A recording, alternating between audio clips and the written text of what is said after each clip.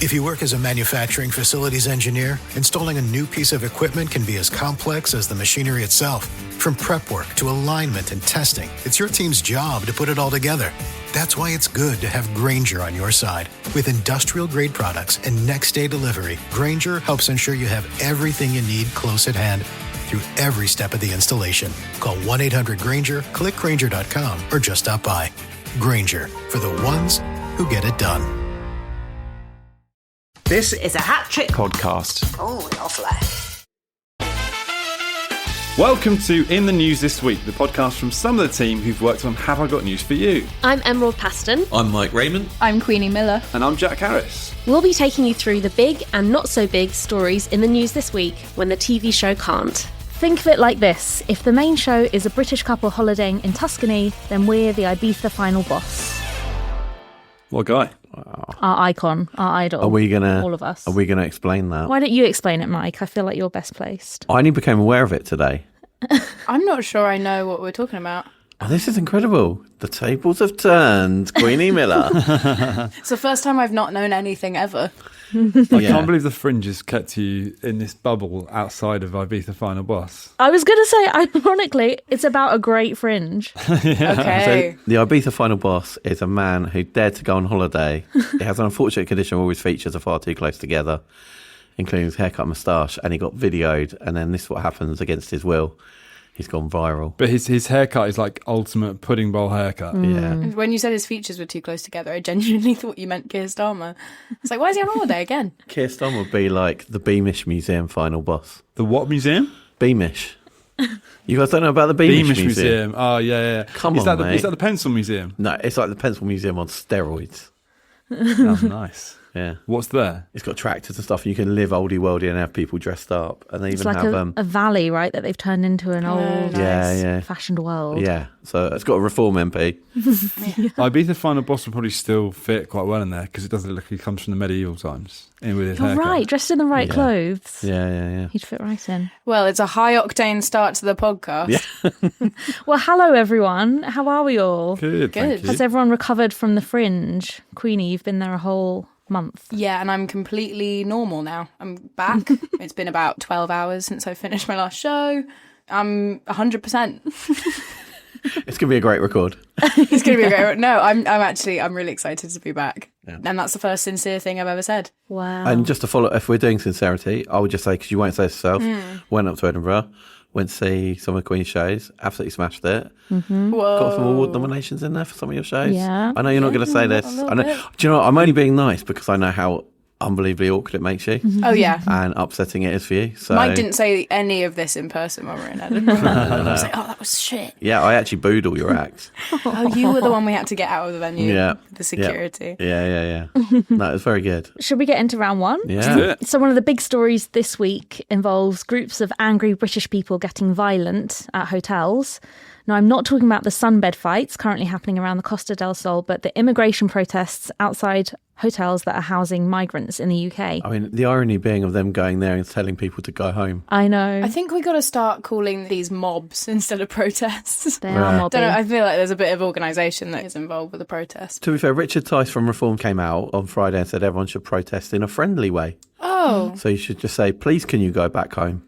Thank you. Like that. Mike, how have the different parties been responding to these protests and to the conversations about immigration this week? It's all been pretty, I would say, fairly depressing and predictable. Also, it's been a pretty horrible weekend. It's made everyone feel uneasy. So the one thing you don't want to do is come out on national TV and tell everyone that there's a crisis and Britain's on the verge of societal collapse, which is obviously exactly what Nigel Farage went out and did on Tuesday with his big speech.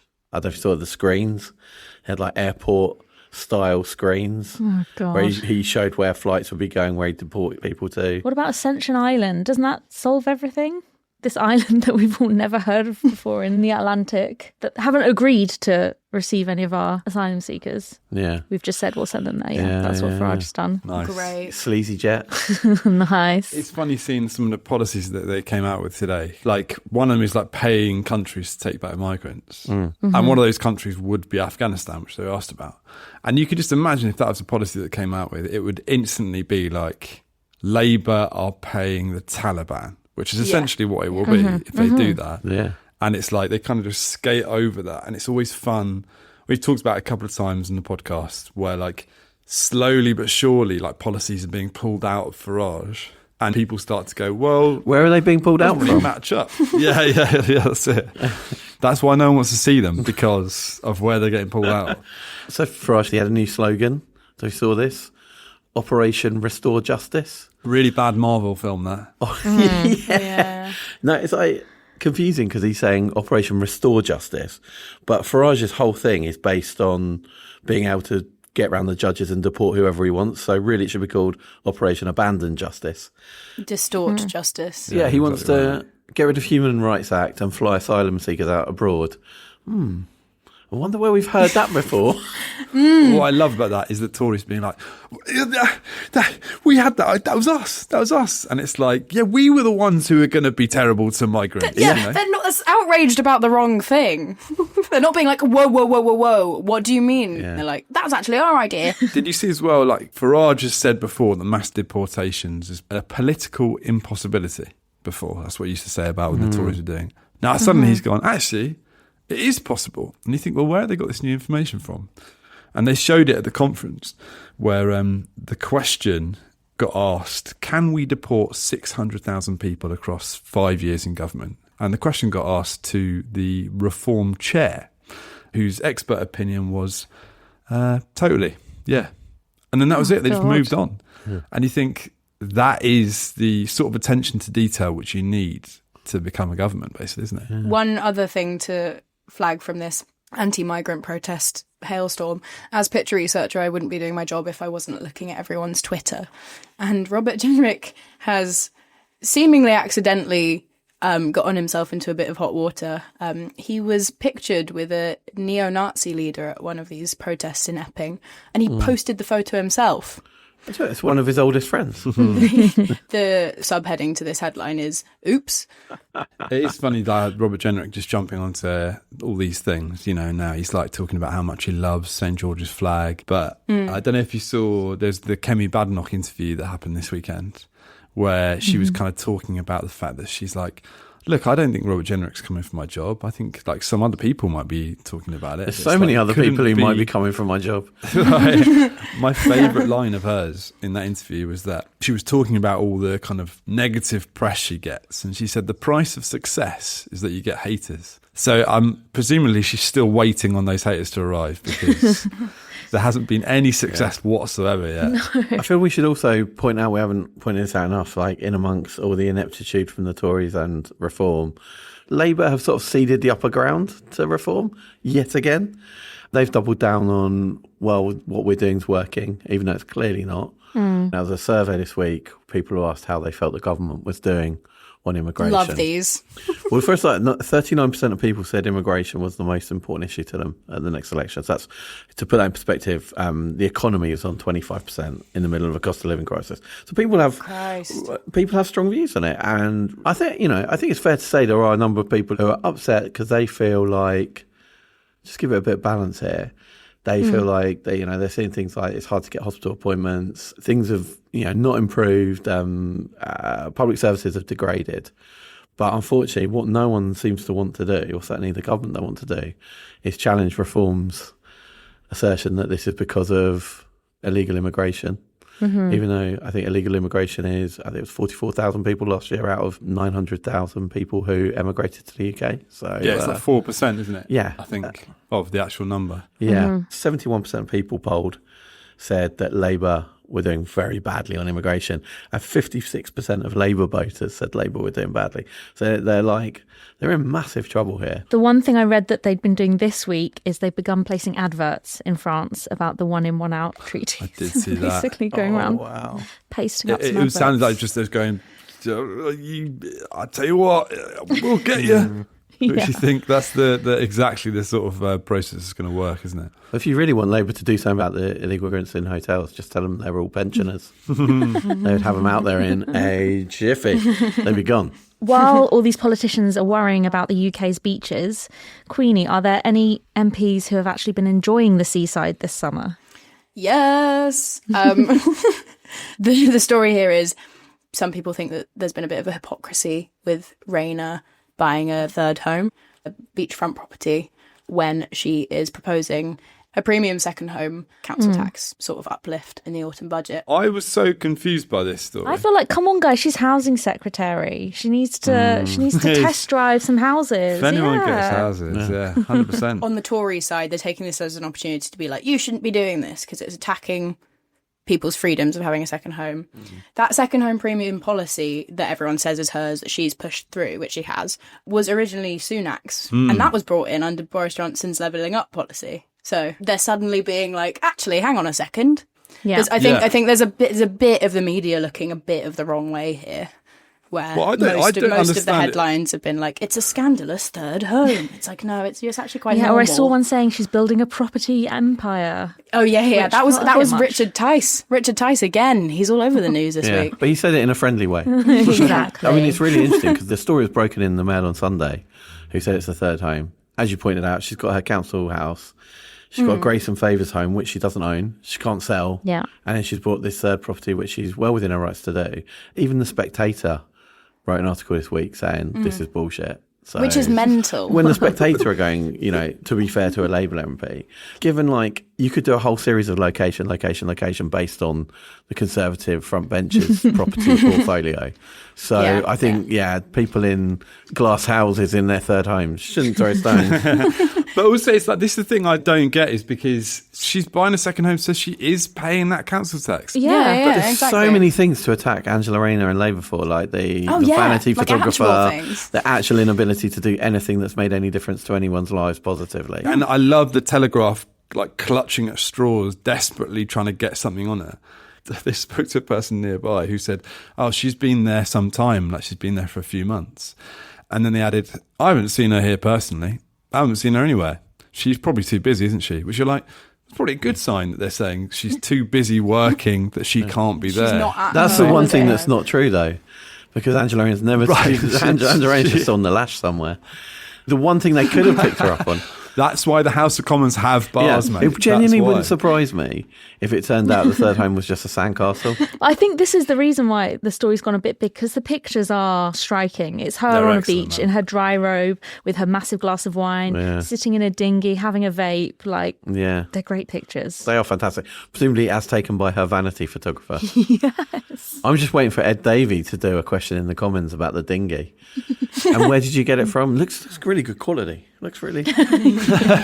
Ed Davey's kicking himself. That's my thing. That's my thing. Yeah, exactly. Yeah. I love the idea that he also sees the picture of her sitting down in the dinghy and goes, oh shit, that's how you stay on it. Right. In other news, our favourite failed mean girl, Sergei Lavrov, has been doing interviews with US media defending his actions in Ukraine. Jack, presumably Trump is hard at work following through on those peace talks last week and definitely not threatening his own country with military intervention, right? Yeah, well, he's still going big on scattergun approach. Is that what they're arming everyone with? Scatterguns? yeah, that's it. Well, they're literally now armed. They've literally armed the National Guard. But it's the classic Oprah technique of you get the National Guard, you get the National Guard, you get the National Guard, because it's literally just one of his threats now. It's like someone, an Illinois J.B. Pritzker, who he was laying into for being too big, which is always fun. Tall? No, just being on the larger side, basically. Oh. But he was oh, well, maybe I'll just send the troops in. It's his new threat is, well, what? I'll send the troops in.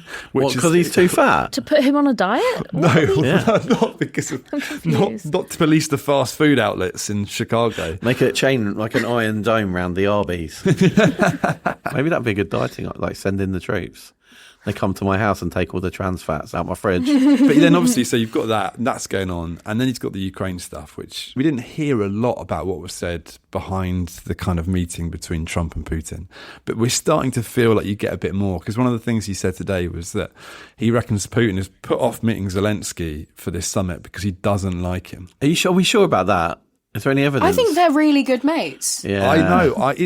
It's these kind of revelations. That intuition that the Donald's got. Yeah, fine. Yeah. But I love it when he added this little detail. He goes, he said, I have people I don't like. I don't like to meet with them. And I think, like there's Tiffany, there's Eric, there's Donald Trump Jr. Like that list of people that he never wants to have to hang out with. He sent the National Guard to all their homes. I do feel like that explanation. I have people I don't like to meet with them. I feel like that's the sort of explanation you give to like your 6-year-old child about why like mummy doesn't like to hang out with daddy's mates or something. It's like it's not the explanation you give for like integral international peace summits. One of the biggest wars in Europe for the last 75 years. Yeah. Did anyone see JD Vance's take on how to end it? No, I really don't want to hear it though.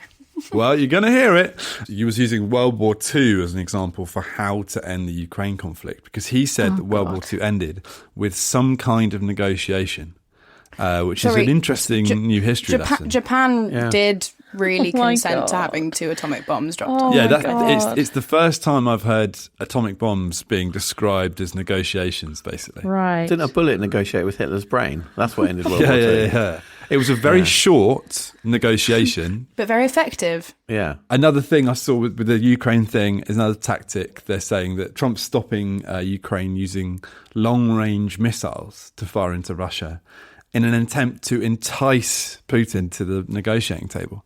Yeah. And it just sounds like a cat that won't come inside. Exactly, yeah. It is literally getting treats to come get in the house. Vladimir. Or it's like, trying to entice a Labrador into a bath. I think that's a sort of similar. And then analogy. it's putting its front hands out. But its hands won't go in. It's fun. Well, that's actually quite apt, because my granddad used to have a Labrador, and he trained it to go to the toilet outside, but his eyesight was going. And we went up to see him, and this Labrador's like the fattest Labrador you've ever seen in the world. We're like, how has this Labrador got so fat? And then he'd take it out for a walk, and the dog had learnt how to pretend to go to the toilet. But because my granddad's eyesight was quite bad, he just thought it was going for a wee, and he was giving it a treat.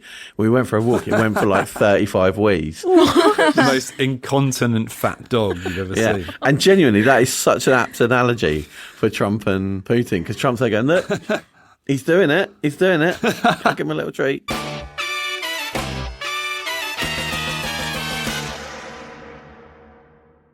We all know that feeling. You finally manage to get away on vacation and the worrying starts. Will that bogus "beware of dogs" sign keep your home safe? What about that fake camera you set up? And will someone finally find your old hide and key rock? That's where ADT comes in. All that stuff, it's safe-ish. It seems fine when you don't really think about it, but you know it truly doesn't work. Instead, ADT provides security solutions that keep you actually safe, giving you real peace of mind. Because vacation is supposed to be, relaxing. Don't settle for safe-ish. Visit ADT.com today to learn more. Welcome back to In the News This Week. It's now time for round 2, where you've each brought a story from the past week that you think would be perfect for round 2 of the TV show. So, Jack, what have you got for us this week? So I'm picking up a story that Gen Z are applying for office jobs because they're lonely, apparently. Aww. Queenie is obviously our resident Gen Z. God, I'm getting drafted in again to just speak for everyone. No, I'm not. I've worked with you in an office. And it's hell. I've seen people get lonely because... that's so kind, Jack. I try really hard to sort of be an isolating presence. Create a hostile atmosphere. When you're around Queenie, you feel more lonely than you've ever felt in your life. Guys, this is so sweet. But I really liked the quote they got for it, which was like, they asked the Gen Z, they were like, why are you applying for jobs? And they said, I specifically applied for roles with a physical office where I have supportive colleagues and can socialise at lunchtimes. And I thought all that did is it really shows that they've never worked in an office. Yeah. Because they're looking for supportive colleagues and a lunch break. What sort of mad world are they living Definitely in? not applying to work in television. If that's what we're aspiring to now, that's the ceiling. We're like, can't buy a house, can't really have kids. Right. Let's have an office job. That's really sad. So what I wanted to do is, it's a quick game. Oh, yes. Because the press are like obsessed. They come up with all these phrases about Gen Z work time. So I'm going to tell you some real and I'm going to tell you some fake Gen Z work time. I'm excited about this. Me too. We're going to see if you fall down the mountain of fakery, which is why I'm calling it Gen Z or Gen Scree. I don't know what scree means. What's scree? Scree being small rocks that slip down the side of a mountain. Jack, there we go. That was bad. Such a neek.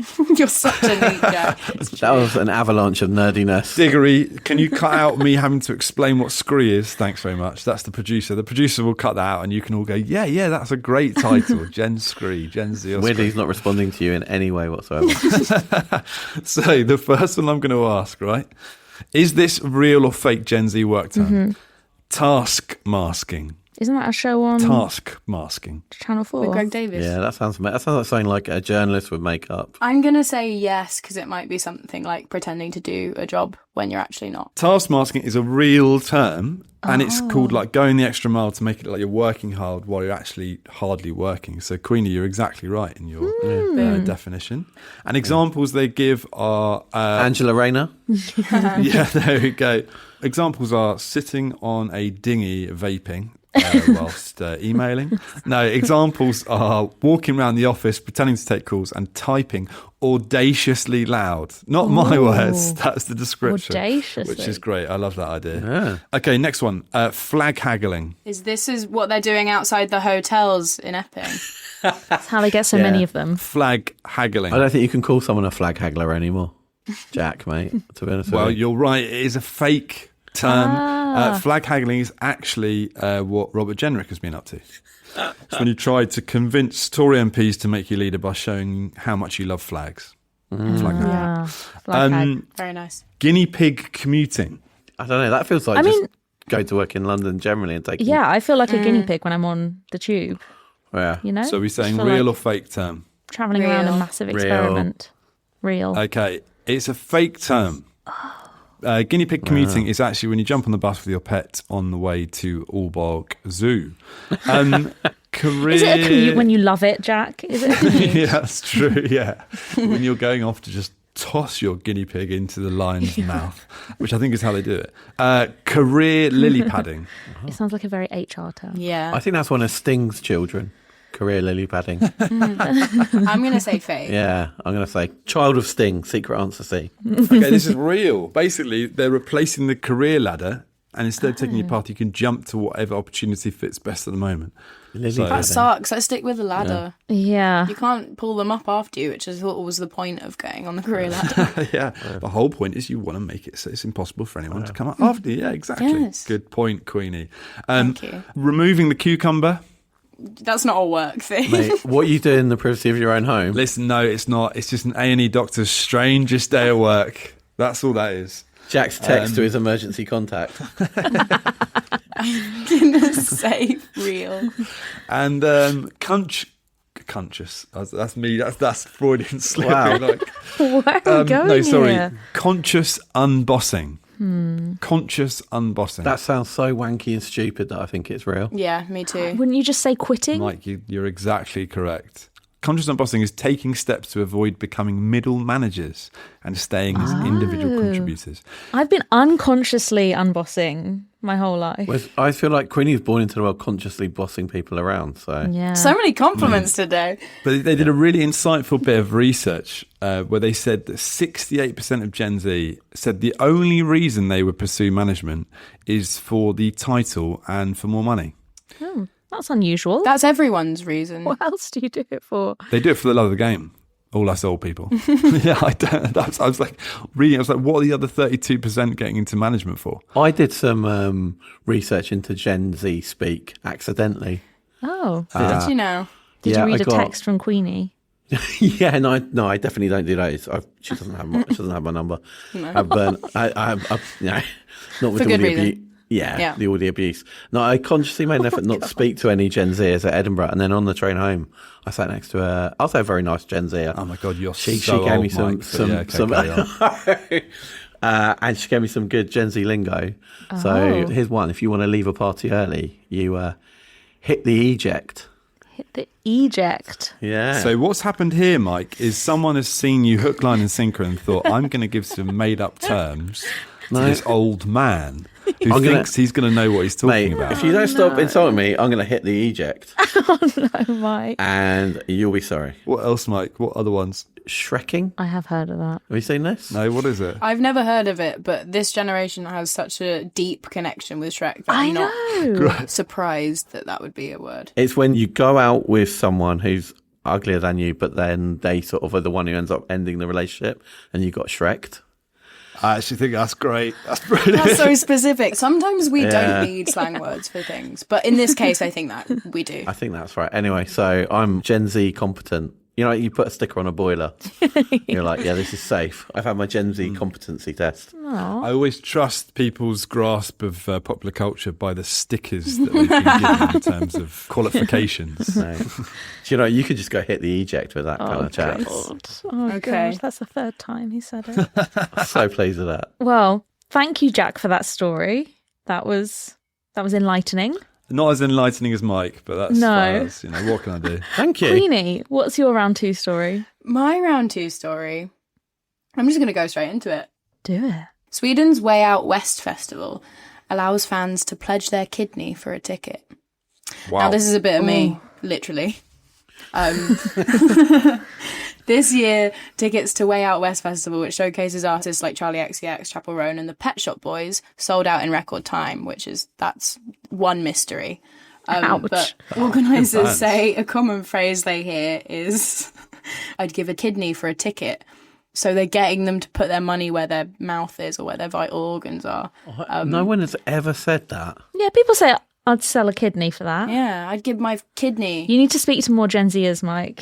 You can't just take a sample of one. Oh, I thought it was like, I'd give my left nut. That's next year, Mike. That's what you get. They're doing left testicle for next year's festival. Kidney first. So are they taking it out when you arrive? No. So Oh, right, all right. I wish it was something for like organ harvesting. This is why I'm interested in the story. But I kept reading and it said individuals who sign up for organ donation will be put in the ballot for a fittingly named kidney pass that gives them access to the whole weekend of the festival. Oh, Right. so hold on. So if you say you're a donor, If you you get sign put up for into a organ draw. donation, 4 tickets, free tickets.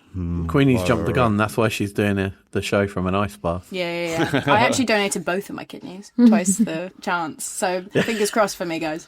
I've got a little game. Oh, wow. Can you tell me what things people have given for a chance to see their favourite acts? Oh, God. Oh. What could members of the public in 1990s LA trade for tickets to music concerts and sports matches? Their civil rights? So close, honestly. Really topical Rodney King reference there. Yeah, I was going to say, yeah. Straight in with it. But really, Yeah. to some people, the answer to this, it would be that.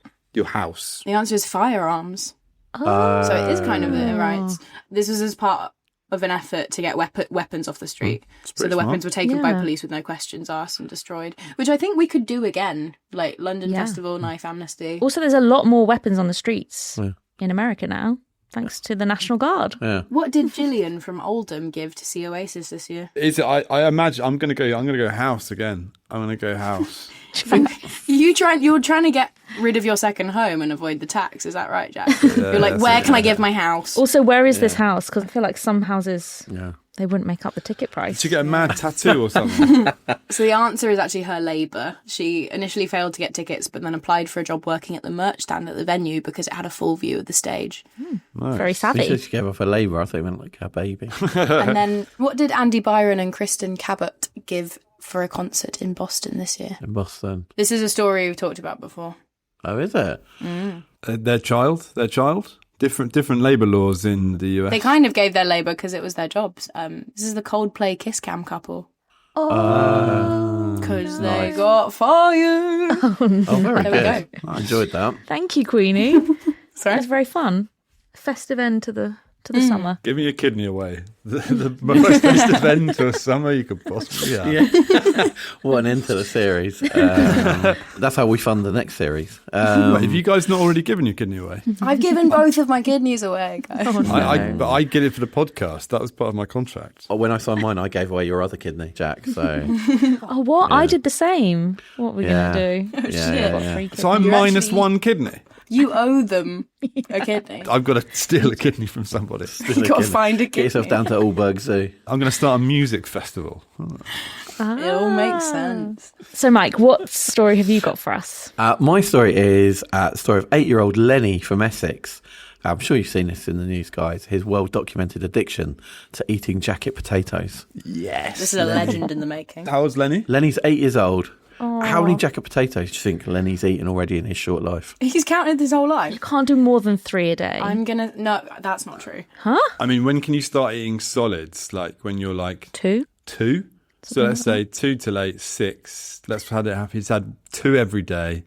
So what's that? That's 6 times 350 Grab a teacher here. times by 2. So 700 times by 6 is what? 4,200. I really enjoyed that. Is that the It's a sort of fun beautiful answer you mind. want, Mike? Yeah, that's exactly why I brought it up. You've gone way too hard there, Jack. He's eaten an estimated 2,500 jacket potatoes. That's quite a lot. Which is That's a lot for It's an still pretty eight-year-old. Even good. if you start at 2, that's still more than 1 a day. Wow. Yeah, that's over one I a day. have never had more respect for anyone. But his parents told the Mirror, we weren't too worried because we thought potatoes are quite healthy, and he did loads of sport. But he had low energy. He'd often go to bed at 7 p.m. and he had a fidgety leg. Oh, no. So when does over excessive jacket potato use and like that parents just being neglectful sort of overlap? They resolved it. How have they resolved it? And he put beans on his jacket potato. They put beans on his salad. Chips? Hypnotherapy. Oh Wow. my God. What? They've used To stop him eating hypnotherapy. jacket potatoes? Or... Now he eats up to 24 different foods. But Lenny's mum, again, she told the Mirror, it might run in the family. My brother only used to eat KFC and a donut every single day. They're keeping hypnotists afloat, I feel, this family. Do you reckon that was the first thing they tried? Yeah. They weren't like, Hypnotherapy. just try some foods, or they weren't like, maybe he's allergic to something. They were like, hypnotise him, put him under. Put him under. And it's worked. It's the only way. Do you reckon you eat more than 24 foods? I'm thinking now, I don't think I could count more than 24 foods that I eat. Well, I don't think you do, Jack, because if anyone here was like, you're one dish away from a jacket potato and beans and cheese diet only. All I've seen Jack eat is bananas. That's Listen, true. what did I have for lunch today? Pork pies. Beans on toast, baby. I just did this story because I felt like we had a young Jack Harris on our hands. Yeah. And guys, that's my story. So I guess you could say it's time to hit the eject. With the click as well. Finally, it's time for round 3, the missing words round. I'm going to read out some headlines from the past week and you just need to fill in the missing words. So first up, we have, what keeps surviving everything life throws at them? Oh, I know this one. It's Eamon Holmes. You're not wrong. Kemi Badenoch, unfortunately. People named Nigel. Is it circus knife throwing assistants? Okay, the answer is world's oldest chicken keeps surviving everything life throws at them. So this is Pearl. wow. She's a 14-year-old hen from Texas, and she's become the world's oldest chicken, according to the Guinness World Records. But her owner does admit she's the oldest chicken whose owner bothered filling out the paperwork. So So there's probably loads of chickens that are there's still... probably a lot of old By chickens. default. What's Yeah. been thrown at Pearl? Can I ask him? Jack, what hasn't been thrown at Pearl the chicken? She once broke her leg fleeing a raccoon attack. She suffered bouts of chicken pox. Who knew chickens could actually get that? I think they just call it pops. Arthritis and pneumonia. Her fellow hens have tried to kill her, and as if things weren't bad enough, her best friend is a mop. So she's basically experienced the equivalent of like 2 EastEnders series. Yeah, the mop bit is the end of the last series. Okay, next missing word. Newly crowned princess has what made in her honour? A sandwich. Oh, you're not far off. Does anyone my else God, have any where- what? suggestions? You guys are I was doing going to well. say like Netflix interview documentary. I don't know. I'm trying to yeah, do a Meghan yeah. Markle thing, but I'm not. I honestly don't know much about Newly it. Crowned Princess has the 302nd most popular show on Netflix made in her honour. Lovely. Nice. Is it Village Sacrifice? Retro. Yeah. We got to bring those back. Yeah. Newly crowned princess has butter sculpture made in her honour. You should have known. Should have this guessed guy. this. There's so Yeah. many Close butter with the sandwich. sculptures. I can't believe it is butter. Basically. So this is the Minnesota dairy community. They crown the Princess K of the Milky Way every year. Her first official duty was to wrap up warm and sit in a rotating studio at 4 degrees Celsius as fairgoers gathered to watch a man sculpt her likeness from a 90-pound block of salted butter. So it's basically like the end of Midsummer, but a bit more slippery. Oh, Is how I would describe it. Amazing. oh, great. Okay, final missing word. British people have forgotten how to what? Behave politely. Behave outside a hotel. Yeah, well, exactly. Is it British people have forgotten how to speak proper and Have British people forgotten how to queue? Because I feel like queuing's You've on got there. it. Is it that? Oh, is it actually? It's British people have forgotten how to queue for the bus. Oh, yeah. First Bus, which is one of the UK's largest public transport operators, have had a lot of reports that orderly lines are being abandoned.